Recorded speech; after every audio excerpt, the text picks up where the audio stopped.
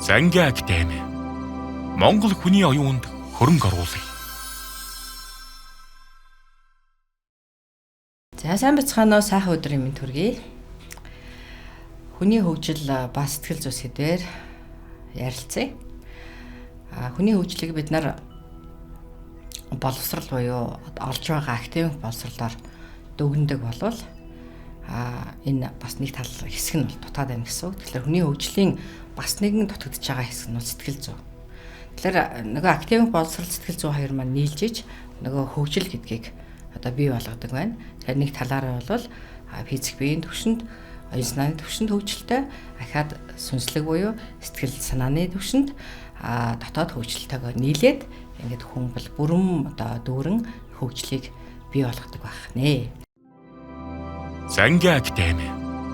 Монгол хүний оюунд хөрөнгө оруулъя.